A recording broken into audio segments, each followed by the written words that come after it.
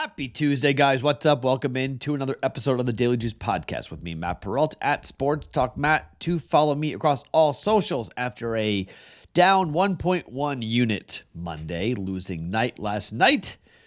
Boy, people get angry when they come on. You're like, Matt, you come on and you cry. So I'm not going to cry about what happened last night. I just need to point something out really fast, okay? So it was not a good night for the Trends. The Bruins, I said it last night, the Boston Bruins was going to be a major test for the Winnipeg Jets trend.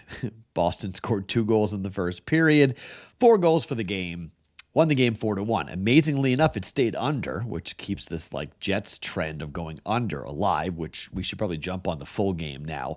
Forget the team total under and just start looking at the games going under. But that was a big fear.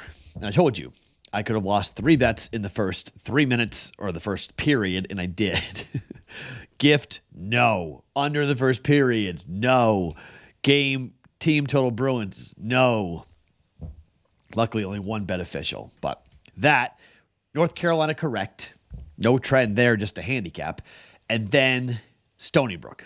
Game was on TV. I actually wish it was not on TV because it being on TV caused it to be a really big problem. So let's just paint the picture. If you missed out, if you bet this and just watched it and didn't bet it, Stony Brook was down 2 points with 44 seconds to go. There's no need to foul. You just play it out. If they score, fine. But you get the ball back. If they miss, you have a chance to either win the game with a 3 or tie the game and have a potential to go to overtime. They fouled a 95% shooter for Hofstra. 95% free throw shooter. That was horrific. So that was your first, what are we doing moment. Hit both free throws. So you're down 4, right? Down 4 with 40 seconds to go.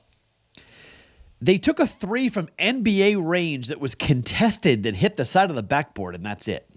I was like, you didn't need to take that shot. Then, on top of that, they got the rebound. It went out of bounds. It was their ball. They got the ball back, down 4, and they jacked a corner 3 that was completely impossible. Not go to the basket. Corner 3. This coaching job was so bad. It was almost like the kids are being coached to lose. It's no discipline, no strategy. It made no sense.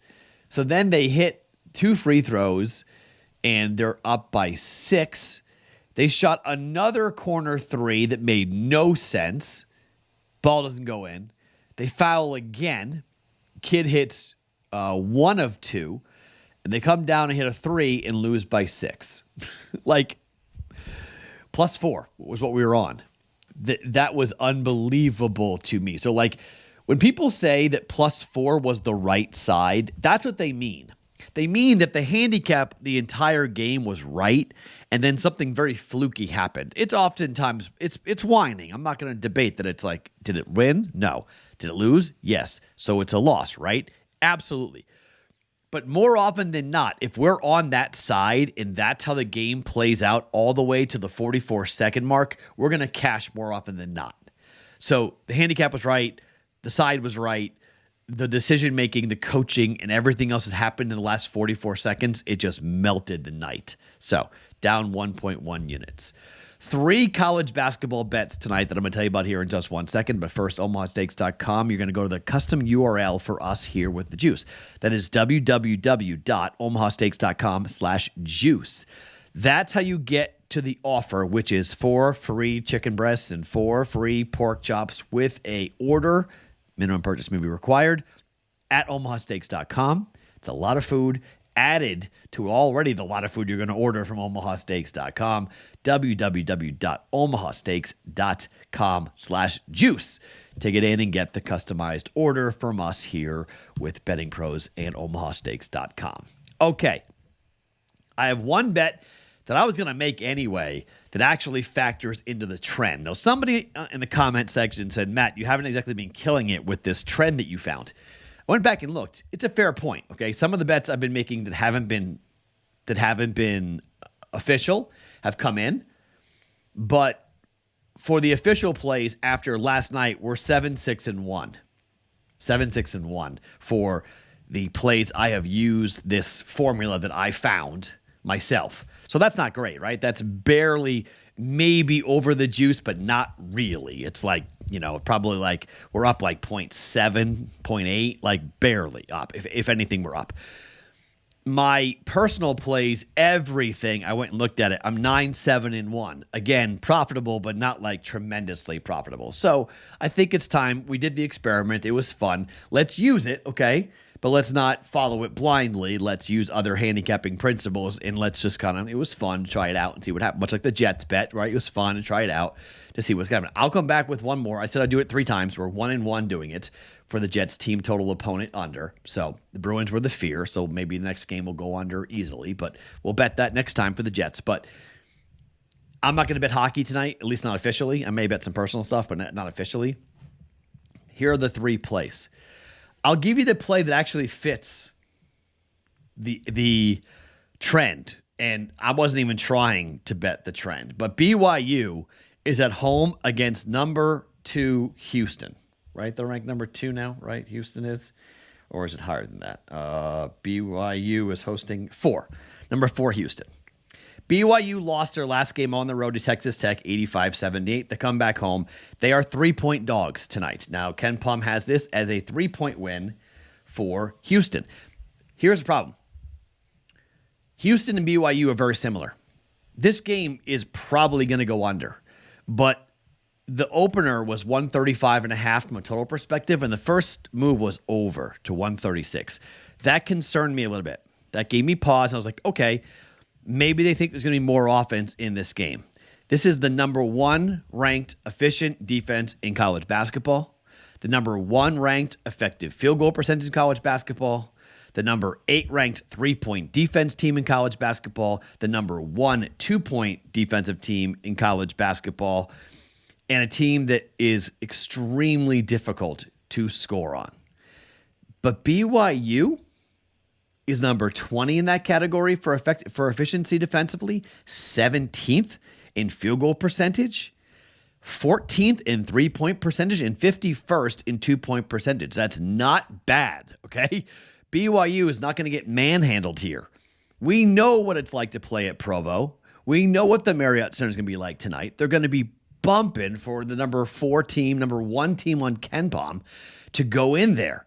So what has happened previously? You start looking at the numbers for BYU and Houston, and it's pretty interesting.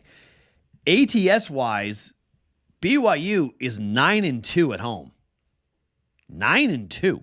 Now, they're 1-4 in the Big 12. That's not great, okay? And they're 1-4 over the last 5 games. That's not great. But Houston's 2-5 ATS on the road. They're great at home, but they're not great on the road. Against TCU on the road, they lost the last game by 1. Against Iowa State in the last game, they lost it by 4. They were favored by 3 and 2.5 in both those games. Neutral court against Texas A&M, lost the game by 4. On the road to Xavier, laying 8.5. They won by 6. They didn't cover. The games they have covered, those are games on neutral courts. But you look at the road game at TCU, the road game against Iowa State, and the road game against Xavier, the 3 true road games this year for Houston, they're 0-3 ATS. They haven't covered yet. At home for BYU, huge win over Iowa State, laying 4, won by 15. Same Iowa State team that beat Houston. Similar style, Iowa State and BYU. Similar style, Iowa State, Houston. Houston versus BYU. Against Cincinnati was the worst game of the year for them in the home game before the Iowa State loss. They were laying 10. They lost by 11. Against Wyoming, they laid 19. They won by 26. They've only played 1 game in the Big 12 so far this year. That was the home game against Iowa State. The other 3 games have been on the road. Baylor lost by 9. UCF lost by 5. And Texas Tech lost by 7. BYU needs this game. Incredible atmosphere. Houston and BYU haven't played all that much as far as I can tell in their history. Give me the home dog. I'm taking BYU +3. I would have bet it anyway, but this comes into play with the trend. It factors into the team in conference play, losing on the road, coming back home as a dog. Let's see how the trend plays out here with one of the bigger games on the night. BYU +3 at home against Houston. Let's go to South Carolina hosting Kentucky. This game is not part of the trend. However, it's a home dog, +5. According to KenPom has this as a 3-point win for BYU. For South Carolina. 3-point win for Kentucky. +5 for South Carolina is the current number. Kentucky is the opposite of Houston. They are all offense. Kentucky is the 4th most efficient offense in college basketball. Kentucky is 3rd in effective field goal percentage. Kentucky is 7th in 3-point percentage. They are 19th in 2-point percentage. They are really, really hard to stop on the offensive end. 33% of the points come from behind the arc. 49% of the points come inside the arc. Just 16% of their points come in from the foul line. Now, on the flip side, South Carolina's defense is really their calling card. They are 34th in effective field goal percentage, 65th in adjusted efficiency.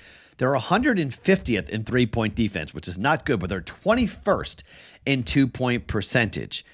That's pretty good because they only give up 27% of the points from behind the 3-point line, far less than what Kentucky gets. 52% of the points they give up are inside the arc at 52%.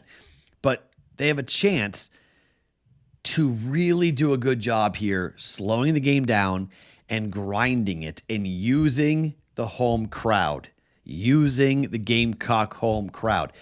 This place has been a little bit of a house of horrors so far for Kentucky. Last year, Kentucky was laying 10 points on the road. Well, let's see. They didn't play here until it was in February of 22. So that was 2 years ago, right? That wasn't last year, right? Because it would have been February of 23. So they didn't play there last year. But 2 years ago, it was a 10-point spread. UK won by 10. 2 times before that, in 2020 and 2018, Kentucky lost the game outright.